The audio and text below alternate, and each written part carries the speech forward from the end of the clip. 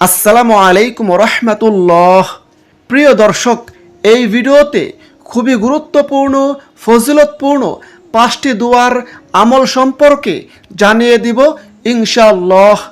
যেই দুয়ার আমল করলে বিনিময়ে আসমানের সকল দরজা খুলে যাবে, ফলে বিনা বাধাই আল্লাহ তাআলার দরবারে দোয়া কবুল হবে। যেই দোয়া পড়লে অনবরত ও অসংখ্য পরিমাণে নেকি লাভ হবে।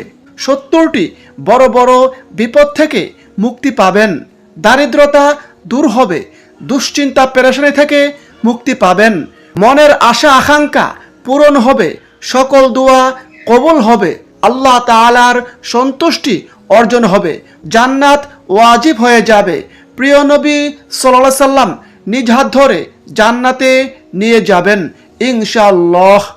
দর্শক, আমি দোয়াগুলো বাংলা উচ্চারণ সহ জানিয়ে দিব, সুতরাং গুরুত্বপূর্ণ ভিডিওটি না টেনে সম্পূর্ণ দেখুন এবং উপকারী মনে হলে প্রিয়জনের কাছে বেশি পরিমাণে শেয়ার করুন, যেন তারাও জানতে পারে এবং আমল করতে পারে।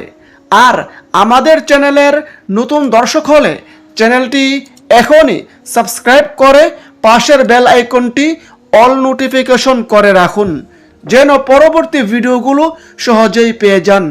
দর্শক, অনেক ছোট ছোট দোয়া রয়েছে যেগুলো আপনি খুব সহজে আমল করে অসংখ্য নেকি ও পুরস্কার লাভ করতে পারেন। সেজন্য সবার উচিত সময় ও সুযোগ বুঝে এই দোয়াগুলোর আমল করা। দর্শক, দোয়া খুবই গুরুত্বপূর্ণ ইবাদত। দোয়ার মাধ্যমে বান্দার অসংখ্য উপকার ও পুরস্কার লাভ হয়, মানুষের ভাগ্য খুলে যায়, আল্লাহ তাআলার রহমতের দরজা খুলে দেন, আল্লাহ তাআলা বান্দার প্রতি সন্তুষ্ট হয়ে যান। দোয়া মহান আল্লাহ তাআলার প্রতি বান্দার দীনতাহীনতা ও বিনয় প্রকাশের একটি বিশেষ মাধ্যম। এর মাধ্যমে বান্দা নিজেকে মহান আল্লাহ তাআলার সঙ্গে সম্পর্ক তৈরি করে। দোয়ার গুরুত্ব তুলে ধরে আল্লাহ তাআলা পবিত্র কুরআনে বলেন, উদউনি আস্তাজিব লাকুম, তোমরা আমাকে ডাকো, আমি তোমাদের ডাকে সাড়া দিব। অর্থাৎ তোমরা আমার কাছে দোয়া করো, আমি তোমাদের দোয়া কবুল করব। সূরা মুমিন আয়াত 60। আল্লাহর রাসূল সাল্লাল্লাহু আলাইহি সাল্লাম বলেছেন, আদ-দুআউ হুয়াল ইবাদাহ, অর্থাৎ দোয়াই হচ্ছে ইবাদত। আবু দাউদ শরীফ হাদিস নম্বর 1479।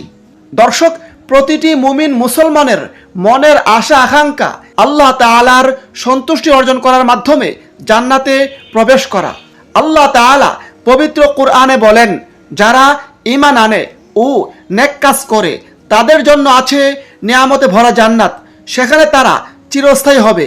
আল্লাহর প্রতিশ্রুতি সত্য, তিনি পরাক্রমশালী প্রজ্ঞাময়ী। সূরা লুকমান আয়াত 8-9। পবিত্র কুরআনের অন্য স্থানে আল্লাহ তাআলা বলেন, নিশ্চয়ই যারা ঈমান এনেছে এবং নেক আমল করেছে তাদের মেহমানদারির জন্য রয়েছে জান্নাতুল ফিরদাউস। সূরা কাহাফ আয়াত 107। দর্শক, তাছাড়া নেক আমলের মাধ্যমে উত্তম জীবন লাভ হবে, জীবনে কল্যাণ আসবে। এ প্রসঙ্গে আল্লাহ তাআলা নিজেই ওয়াদা করে বলেছেন। পবিত্র কুরআনে আল্লাহ তাআলা বলেন, মুমিন পুরুষ ও নারীর মধ্যে যে কেউ সৎ কাজ করবে তাকে আমি নিশ্চয়ই আনন্দময় জীবন দান করব এবং তাদেরকে তাদের কৃতকর্মের শ্রেষ্ঠ পুরস্কার দান করব। সুবহানাল্লাহ। সূরা নাহাল আয়াত 97। দর্শক, এখন আসুন গুরুত্বপূর্ণ ফজিলতপূর্ণ 5টি দোয়া সম্পর্কে আলোচনা করি। 1 নম্বর, যে দোয়ার মাধ্যমে আসমানের সব দরজা খুলে যায়, ফলে বিনা বাধাই আল্লাহ তাআলার দরবারে দোয়া কবুল হয়। সে দোয়াটি হচ্ছে, আল্লাহু আকবার কাবীরা ওয়ালহামদুলিল্লাহি কাসীরা ওয়া সুবহানাল্লাহি বুকরাতাও ওয়া আসীলা। আল্লাহু আকবার কাবীরা ওয়ালহামদুলিল্লাহি কাসীরা ওয়া সুবহানাল্লাহি বুকরাতাও ওয়া আসীলা। এই দোয়ার ফজিলত প্রসঙ্গে হযরত আব্দুল্লাহ ইবনে ওমর রাদিয়াল্লাহু আনহু হতে বর্ণিত আছে, তিনি বলেন, আমরা আল্লাহর রাসূল সাল্লাল্লাহু আলাইহি সাল্লামের সঙ্গে নামাজ পড়ছিলাম। সেই মুহূর্তে মানুষের মধ্য থেকে এক ব্যক্তি বলে উঠল, আল্লাহু আকবার কাবীরা ওয়ালহামদুলিল্লাহি কাসীরা ওয়া সুবহানাল্লাহি বুকরাতাও ওয়া আসীলা। তখন নবীজি বললেন, কে বলেছে এসব কথা? অতঃপর উপস্থিত লোকদের মধ্য থেকে সেই লোকটি বলল, ইয়া রাসূলুল্লাহ, আমি বলেছি। তখন নবী করিম সাল্লাল্লাহু আলাইহি সাল্লাম বলেছেন, কথাগুলো আমাকে আশান্বিত করেছে। এক কথার কারণে আসমানের দরজাসমূহ খুলে গেছে। হযরত আব্দুল্লাহ ইবনে ওমর রাদিয়াল্লাহু আনহু বলেন, রাসূলের কণ্ঠে এরূপ কথা শোনার পর থেকে আমি এই বাক্যগুলো কখনো পড়তে ছাড়িনি। হাদিসটি মুসনাদ আহমদে, মুসলিম শরীফে বর্ণিত হয়েছে। 2 নম্বর, অনবরত ও অসংখ্য পরিমাণে নেকি লাভের দোয়া। দোয়াটি হচ্ছে সুবহানাল্লাহি আদাদা খালকিহি, সুবহানাল্লাহি রিদা নাফসিহি, সুবহানাল্লাহি জিনাতা আরশিহি, সুবহানাল্লাহি মিদাদা কালিমাতিহি, সুবহানাল্লাহি আদাদা খালকিহি, সুবহানাল্লাহি রিদা নাফসিহি, সুবহানাল্লাহি জিনাতা আরশিহি, সুবহানাল্লাহি মিদাদা কালিমাতিহি। এই দুয়ার ফজিলত প্রসঙ্গে হাদিসে রয়েছে, হযরত জুয়াইরিয়া রাদিয়াল্লাহু আনহা বর্ণিত আছে, তিনি বলেন, একদিন রাসূল আকরাম সাল্লাল্লাহু আলাইহি সাল্লাম ফজরের সময় আমার ঘর থেকে বের হয়ে গেলেন। তখন আমি জায়নামাজে বসে আল্লাহর জিকির করছিলাম। তিনি চাশতের সময় আমার ঘরে ফিরে এলেন।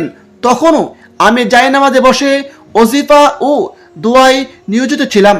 তিনি আমাকে জিজ্ঞাসা করলেন, হে জুয়াইরিয়া, আমি যাওয়ার পর থেকে এ পর্যন্ত এভাবেই তুমি ওজিফা আদায়ে মশগুল ছিলে?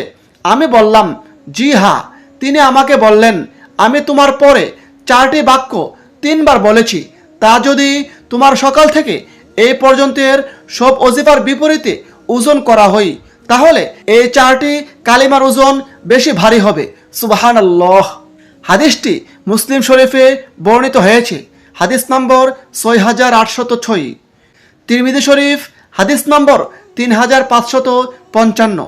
ইবনে মাজাহ হাদিস নম্বর 3140। 3 নম্বর, 70টি বড় বড় বিপদ থেকে মুক্তির দোয়া। দোয়াটি হচ্ছে লা হাওলা ওয়ালা কুওয়াতা ইল্লা বিল্লাহ ওয়ালা মালজা ওয়ালা মানজা মিনাল্লাহি ইল্লা ইলাইহি। আমি দোয়াটি আবারও পড়ছি, লা হাওলা ওয়ালা কুওয়াতা ইল্লা বিল্লাহ ওয়ালা মালজা ওয়ালা মানজা মিনাল্লাহি ইল্লা ইলাইহি। এই দুয়ার ফজিলত প্রসঙ্গে হাদিসে রয়েছে, হযরত আবু নাইম ও ইবনে আবি শাইবা রাহিমাহুমাল্লাহ তারা একটি আমলের কথা বর্ণনা করেছেন। তারা বলেন, যে ব্যক্তি এই দুয়াটি একবার পাঠ করবে, 100 বার নয়, মাত্র একবার পাঠ করবে, আল্লাহ তাআলা তার 70টি বড় বড় বিপদ দূর করে দিবেন। তার মধ্যে সর্বনিম্ন বিপদ হলো দারিদ্রতা এবং অন্যান্য বিপদগুলো এর চেয়ে বড় বড়। যে ব্যক্তি এই দুয়ার আমল করবে, আল্লাহ তাআলা তার সকল বড় বড় বিপদ দূর করে দিবেন ইনশাআল্লাহ। হাদিসটি তিরমিজি শরীফে বর্ণিত হয়েছে, হাদিস নম্বর 3601। 4 নম্বর, আল্লাহ তাআলার সন্তুষ্টি লাভের এবং জান্নাত ওয়াজিব হওয়ার দোয়া। যেই দোয়াটি পড়লে আল্লাহর রাসূল সাল্লাল্লাহু আলাইহি সাল্লাম নিজ হাত ধরে জান্নাতে নিয়ে যাবেন বলে ঘোষণা করেছেন। সেই দোয়াটি হচ্ছে, রাদিয়াতু বিল্লাহি রাব্বা ওয়া বিল ইসলামি দীনা ওয়া বি মুহাম্মাদিন নাবিয়্যা ওয়া রাসূলা। রাদিয়াতু বিল্লাহি রাব্বা ওয়া বিল ইসলামি দীনা ওয়া বি মুহাম্মাদিন নাবিয়্যা ওয়া রাসূলা। হযরত আবু সাঈদ খুদরি রাদিয়াল্লাহু আনহু থেকে বর্ণিত আছে, আল্লাহর রাসূল সাল্লাল্লাহু আলাইহি সাল্লাম বলেছেন, যে ব্যক্তি এই দোয়াটি পড়বে তার জন্য জান্নাত ওয়াজিব হয়ে যায়। সুবহানাল্লাহ। হাদিসটি আবু দাউদ শরীফে বর্ণিত হয়েছে, হাদিস নম্বর 1529। অপর হাদিসে হযরত মুনাইজির রাদিয়াল্লাহু আনহু থেকে বর্ণিত আছে, তিনি বলেন, আমি আল্লাহর রাসূল সাল্লাল্লাহু আলাইহি সাল্লামকে বলতে শুনেছি, নবীজি বলেছেন, যে ব্যক্তি সকালবেলা এই দোয়াটি পড়বে, অর্থাৎ রাদিয়াতু বিল্লাহি রাব্বা ওয়া বিল ইসলামি দীনা ওয়া বি মুহাম্মাদিন নাবিয়্যা ওয়া রাসূলা, এই দোয়াটি পড়বে, তাকে নিজ হাত ধরে জান্নাতে পৌঁছানোর জিম্মাদার আমি। সুবহানাল্লাহ। হাদিসটি মুআজামুল কাবিরে সিলসিলাতুস সহিহাতে বর্ণিত হয়েছে। 5 নম্বর, ইসমে আজমের দোয়া। যেই দোয়ার মাধ্যমে আল্লাহ তাআলা দোয়া কবুল করে থাকেন।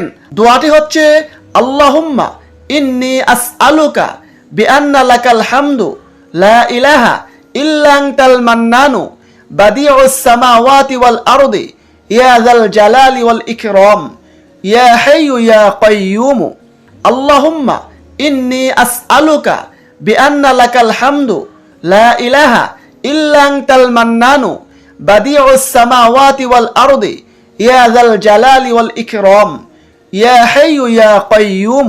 দর্শক, এই দুয়ার ফজিলত প্রসঙ্গে হাদিসে রয়েছে, হযরত আনাস ইবনে মালিক রাদিয়াল্লাহু আনহু থেকে বর্ণিত আছে, একবার এক সাহাবী এই বাক্যগুলোর মাধ্যমে দোয়া করেছিলেন। তখন আল্লাহর রাসূল সাল্লাল্লাহু আলাইহি সাল্লাম তাকে বলেছিলেন, তুমি কি জানো তুমি কি দিয়ে দোয়া করেছো? তুমি দোয়া করেছো ইসমে আজম দিয়ে, যার দ্বারা দোয়া করলে আল্লাহ তাআলা দোয়া কবুল করে থাকেন, যার দ্বারা আল্লাহ তাআলার কাছে কোনো কিছু প্রার্থনা করলে আল্লাহ তাআলা তা দিয়ে থাকেন। সুবহানাল্লাহ। হাদিসটি তিরমিজি শরীফে, আবু দাউদ শরীফে এবং ইবনে মাজাহ শরীফে বর্ণিত হয়েছে। মহান আল্লাহ তাআলা আমাদের সকল মুসলিম উম্মাহকে এই আমলগুলো করার তৌফিক দান করুন। আমিন। আসসালামু আলাইকুম ওয়া রাহমাতুল্লাহ।